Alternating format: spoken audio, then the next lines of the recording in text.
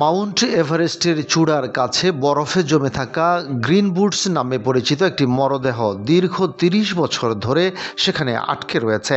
১৯৯৬ সালে এভারেস্ট জয়ে গিয়ে মারা যাওয়া ইন্দো তিব্বত সীমান্তে পুলিশের সদস্য দোরজে মুরুপের এই বিখ্যাত মরদেহটি শেষ পর্যন্ত ভারতে ফিরিয়ে আনার চেষ্টা করা হচ্ছে।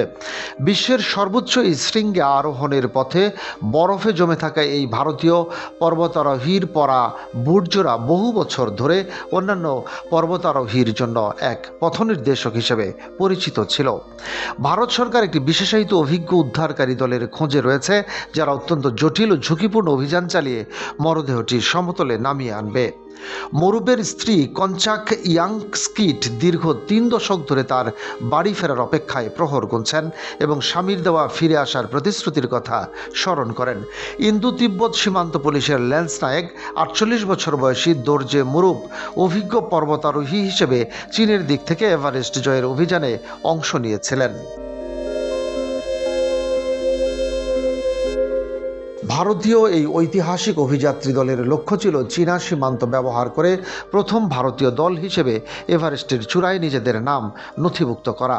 অভিযাত্রী দলের ৬ জন সদস্যের মধ্যে তুষার ঝড়ের কারণে ৩ জন ফিরে আসলেও মুরুপসহ বাকি ২ জন পর্বতারোহী শেষ পর্যন্ত ৮,৮৪৯ মিটার উঁচুতে পৌঁছাতে পেরেছিলেন। চূড়া ছুঁয়ে নেমে আসার সময় এক ভয়াবহ তুষার ঝড়ের কবলে পড়ে তারা ৩ জনই করুণভাবে মৃত্যুবরণ করেন এবং পাহাড়ে হারিয়ে যান। এভারেস্টের ইতিহাসে মারা যাওয়া ৩০০ জনেরও বেশি পর্বতারোহীর মধ্যে ২ জনের দেহ নিখোঁজ থাকলেও ৮,৫০০ মিটার উঁচুতে মুরুপের মরদেহটি বরফে জমে থেকে যায়। দীর্ঘদিন ধরে বহু মানুষ এই মরদেহটি আরেক অভিযাত্রী সেওয়াং পালজোরের ভেবে ভুল করলেও সম্প্রতি নতুন তথ্যের মাধ্যমে এর আসল পরিচয় উদ্ঘাটিত হয়।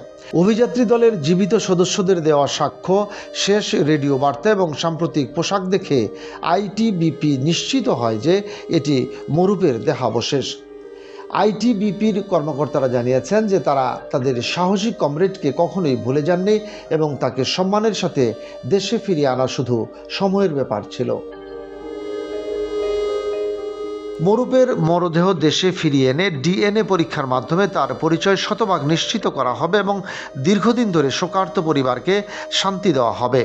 উদ্ধারকারী দল যদি এই ঝুঁকিপূর্ণ অভিযান সফলভাবে শেষ করতে পারে, তবে তা হবে এভারেস্টের বরফে জমে থাকা দীর্ঘ এক অপেক্ষার ঐতিহাসিক সমাপ্তি। প্রকৃতির চরম প্রতিকূলতাকে জয় করে দীর্ঘ ৩ দশক পর অবশেষে নিজ ভিটেমাটিতে ফিরে স্বজনদের পরম ভালোবাসায় চিরনিদ্রায় শায়িত হতে যাচ্ছেন এই বীর পর্বতারোহী। এই উদ্ধার অভিযান সফল হলে এভারেস্টের বরফাবৃত ইতিহাসের একটি বেদনাবিধুর ও অনিশ্চিত অধ্যায়ের অবশেষে সমাপ্তি ঘটতে যাচ্ছে। ডেস্ক রিপোর্ট, বাংলাবাজার পত্রিকা।